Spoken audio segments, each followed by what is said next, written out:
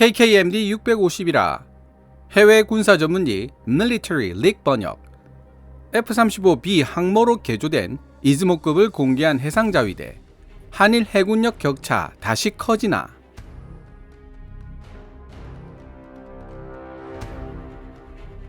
(2023년 12월 31일) 해외 군사 전문 매체 Military League은 Japan Maritime Self-Defense Force unveils photos of repeated 이즈모-class carrier.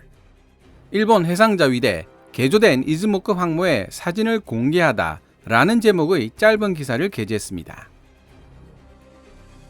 2018년 11월 26일 일본 산케이 신문은 일본 정부가 차기 방위력 정비 계획의 일환으로 F-35B 42대 도입 방침을 굳혔고 영국의 도움을 받아 이즈모급 헬기 항모 2척을 경항모로 개조하는 사업을 진행할 것이라고 보도했습니다. 당시 2024년은 되어야 경항모로 개수된 이즈모급의 해상 운용 테스트가 가능할 것이라고 예상했지만 밀리터리 리그이 보도한 내용에 따르면 2023년부터 해상 운용 테스트에 들어간 것으로 보입니다. 이즈모와 카가 두 척의 대형 다목적 운용 모함이 경항모로 개조되면서 일본 해상자위대가 보유하고 있는 4개의 호위 대군들 중 이즈모가 포함되어 있는 제1호위 대군과 카가가 포함된 제4호위 대군은 이제 F-35B를 함재기로 운용하는 경항모 전단으로 분류되게 되었습니다. 중국이 버티고 있는 동북아 지역에서 경항모는 생존성이 극도로 떨어진다는 이유로 대한민국에서는 배척된 경항모를 일본은 무슨 이유로 도입하고 있는 것일까요? 2023년 12월 31일 해외 군사 전문 매체 Military League이 보도한 짧은 기사를 번역하여 함께 살펴본 뒤 일본의 노림수가 어떤 것일지 생각해 보도록 하겠습니다. 외신 기사 원문은 노란색 글자로 제4경과 역주는 하얀색 글자로 표시됩니다. 일본 해상자위대는 최근 F-35B를 함재기로 운용할 수 있도록 개조된 이즈모급 헬기 항모 JS 카가의 모습을 보여주는 인상적인 사진들을 공개했다.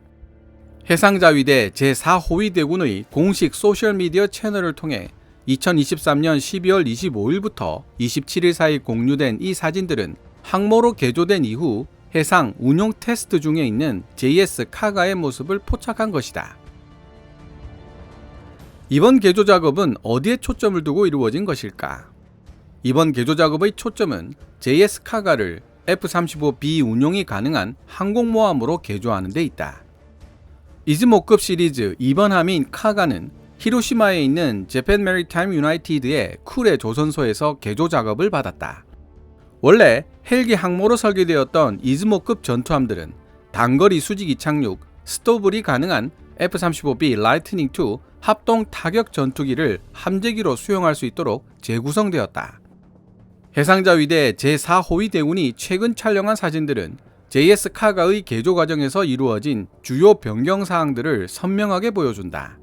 특히 그 중에서도 원래 사다리꼴 형태였던 카가함 비행갑판의 뱃머리 부분이 완벽한 대칭을 이루는 직사각형 형태로 바뀌는 등 큰 변화를 겪었다. 이러한 변화는 F-35B를 좀 더 효율적으로 운용할 수 있도록 수용 공간을 확대하는 효과를 불러왔을 뿐만 아니라 전방 비행갑판의 면적을 확장시키는 효과도 발생시킨 것으로 보인다. 덕분에 항모 카가의 전체 길이는 기존 248m에서 약 1-2m 정도 더 늘어나게 되었다. 이러한 변화는 일본의 해상 전투력이 획기적인 수준으로 향상될 것이라는 사실을 의미하며 현대적 해상 방위 전략을 실행하는 데 있어 일본의 준비 태세와 적응력을 한층 더 강화시키는 결과를 불러올 것이다.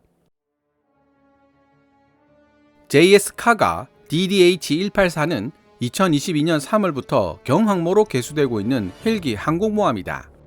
카가에게 제한되고 있는 개조 사양은 자매함인 이즈모보다 훨씬 더 강범위한 내용이 될 것으로 예상되며 선수, 뱃머리의 형태를 변경하는 사안도 포함하고 있다. 카가 외부를 대상으로 하는 1차 개조에는 14개월이 소요될 것으로 예상되며 카가의 내부 시설 및 장비를 대상으로 하는 2차 개조는 2027년 3월부터 시작될 것으로 보인다. JS 카가는 전장 247m, 만재 배수량 27,000톤으로 일본 해상자위대에서 가장 큰 덩치를 자랑한다. 그러나 다른 동시대 항공모함들과 비교하자면 JS 카가의 크기는 상당히 작은 편이다. 예를 들어 미 해군의 조지 H.W. 부시의 경우 전장 333m에 만재 배수량은 10만 톤을 넘는다. JS 카가는 자함 방어를 위해 펠렁스 근접 방어 시스템 2개와 CRAM 근접 방어 시스템 2개를 갖추고 있다. 공식적으로는 다목적 작전 구축함으로 분류되는 카가는 일본 해상자위대가 보유한 이즈모급의 두 번째 함정이며 다른 한 척은 이즈모급 1번함 JS 이즈모이다. JS 카가라는 함정 명칭은 일본 이시카와현에 있는 카가 지방에서 유래한 것인데 JS 카가는 1928년에 건조되어 진주만 공격작전에 참여했고 훗날 항공모함으로 개장된 제2차 세계대전 당시 토사급 전함 카가와 동일한 이름을 지니고 있다. 카가와 이즈모는 제2차 세계대전 이후 일본이 건조한 첫 번째 항공모함이다. 이 항모는 센카쿠 제도 영유권 문제를 둘러싼 중국 일본 간의 긴장이 고조되면서 촉발된 일본의 광범위한 군사력 증강 계획의 일환으로 만들어졌다. 지금까지 해외 군사 전문 매체 밀리터리 리그이 보도한 일본 해상자위대의 경항모 JS 카가급에 대한 기사를 번역해 보았습니다. JS 카가 경항모에 함재기로 탑재되는 F-35B의 장단점에 대해서 이미 많은 국내 군사 전문가들과 군사 전문 기자들이 분석한 바 있습니다. 먼저 F-35B 시리즈들은 경량 단발 전투기 F-16의 후속기라는 인상이 강하지만 실제로는 최대 이륙 중량이 F-15C보다 불과 3톤 부족한 27톤에 달할 정도의 대형 전투기입니다. 특히 함재기로 쓰이는 F-35B의 경우 프랑스 해군의 함재기인 라팔 M보다도 더 크고 무거울 정도죠. 따라서 항모에서 공간 적재 효율이 그다지 좋지 못하다는 단점이 자연스레 발생합니다. 대신 덩치가 큰 만큼 내부 연료를 많이 실을 수 있어서 900km에 근접하는 수준의 전투행동 방향을 지니고 있다는 장점은 있습니다. 단거리 수직 이착륙기 ABAB 해리어의 전투행동 반경이 500km 대인 점을 생각해 본다면 엄청난 차이입니다. 단거리 수직 이착륙, 스토블이 가능한 F-35B이지만 그 대신 무장 탑재 능력의 일부를 희생해야만 했습니다. F-35B가 스텔스 기능을 유지하면서 수직 착함할 수 있으려면 무장과 연료 탑재량이 총 4톤을 넘지 말아야 한다는 제한이 가해집니다. 일명 비스트 모드로 불리는 외부 무장을 추가로 탑재하는 경우 무장 탑재력은 높아지지만 스텔스 기능을 유지할 수 없으며 착함 시 4톤이라는 무게 제한 때문에 사용하지 않은 연료나 무장을 해상에 버려야만 한다는 문제점도 발생합니다.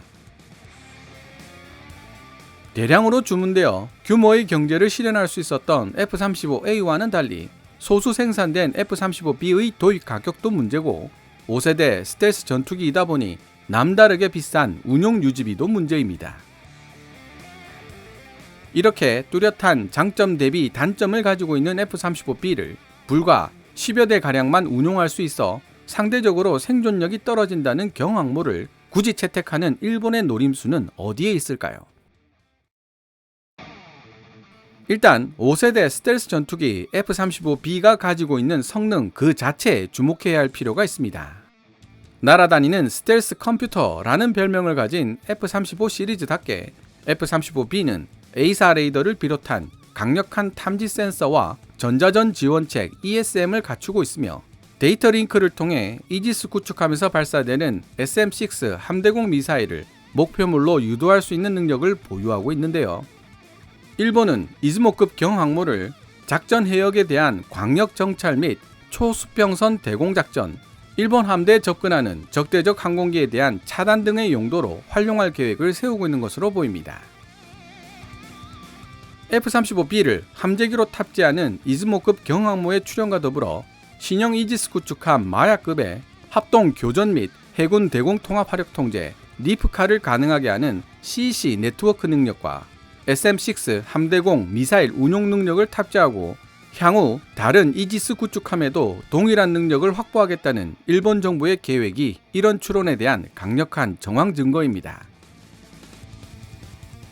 개인적으로는 일본 정부가 제1, 제4 호위대군을 경항모 전단으로 운용하면서 항모 운용에 대한 노하우를 축적한 뒤 제2, 제3 호위대군의 기함으로 실제적인 전투력을 갖춘 6만 톤급 이상의 대형 항모를 건조할 가능성도 배제할 수 없다는 생각을 하고 있습니다. 해군 고위급 인사와 대화하면서 알게 된 내용이지만 우리 해군이 경항모를 추진했던 이유 중 하나가 바로 항모전단 운용 노하우를 최대한 빠르게 습득하는 데 있었습니다. 중국이 지금부터 항모전단을 만들어 미국에 대항하려 해도 미 해군의 항모전단보다 절대적으로 불리할 수밖에 없는 영역이 바로 이 경험과 노하우에 있다고 100년 후의 저자 조지 프리드먼 교수는 지적했죠. 일본은 이제 2024년부터 항모 운용에 대한 노하우를 쌓아나갈 수 있게 된 것입니다. 해외 군사 전문 매체 Military League은 기사를 통해 JS 카가의 등장은 일본의 해상 전투력이 획기적인 수준으로 향상될 것이라는 사실을 의미하며 현대적 해상 방위 전략을 실행하는 데 있어 일본의 준비 태세와 적응력을 한층 더 강화시키는 결과를 불러올 것이라고 설명하고 있습니다. 마지막으로 일본 정부가 이즈모급 경항모의 출현을 통해 기대하고 있는 두 번째 노림수는 정치적 영향력의 강화를 생각할 수 있습니다. 실제 전쟁이 발발한 시기를 제외한 해군 임무의 99%는 적대국에게 해군력을 과시함으로써 자국의 해양 이익을 보호하는 데 있다는 격언을 되새겨야 할 필요가 있습니다. 보통 현시력이라는 용어를 사용하여 표현하기도 하는데요. 필리핀 수빅만에 주둔했던 미 해군이 철수한 틈을 이용해 필리핀 영토였던 난사군도를 물리적으로 점령한 중국 사례가 현시력 효과의 좋은 예라고 할 수 있습니다. 당시 필리핀에게는 중국을 대상으로 영토 수호의지를 실질적으로 과시할 수 있는 해군력이 전무했기 때문에 중국 해군은 아무런 저항도 받지 않고 난사군도에 해군기지를 건설할 수 있었습니다. 이 사건으로 큰 교훈을 얻은 필리핀은 2016년 미 해군의 수빅만 주둔을 다시 인정하는 동시에 없는 살림임에도 불구하고 대한민국이 설계하고 건조한 호세 리잘급 2척과 차기 초계함 2척, 그리고 차기 원양 초계함 6척을 도입했던 것입니다. 중국이라는 위협에 대해 공동으로 대처해 나가는 동안에는 일본 해상 초계기 사건처럼 대한민국과 일본이 바다에서 충돌하는 사례가 당분간 발생하지 않을 확률이 높습니다. 하지만 먼 훗날 바다에서 중국의 위협이 약화되거나 사라지는 경우 대한민국은 독도 지역을 대상으로 발생할 수 있는 일본의 현시력 과시를 걱정해야 할지도 모릅니다. 역사가 증명하고 있듯이 정치적 이익이나 선거 승리를 위해서라면 일본 정치가들은 거리낌 없이 또 다른 적을 만들어낼 것이 분명하기 때문입니다. 그리고 만에 하나 먼 미래 정말로 일본이 독도 인근 해상에서 현시력을 과시하는 사태가 발생한다면 항모 전단을 그 매개체로 하고 있을 가능성도 배제할 수 없게 되었습니다. 오늘 KKMD에서 준비한 내용은 여기까지입니다. 시청자 여러분들의 좋아요와 구독 그리고 광고 시청은 KKMD의 미래를 위한 양식이 됩니다. 후원 멤버 및 슈퍼땡스로 후원해주시는 고마운 분들의 댓글은 항상 감사한 마음으로 챙겨 읽고 있습니다. 방송되었던 내용들은 KKMD 공식 블로그에서도 만나보실 수 있으니 구글이나 네이버 검색창에서 KKMD를 검색해 보시기 바랍니다. 지금까지 시청해 주셔서 감사합니다. Kevin's Military Channel KKMD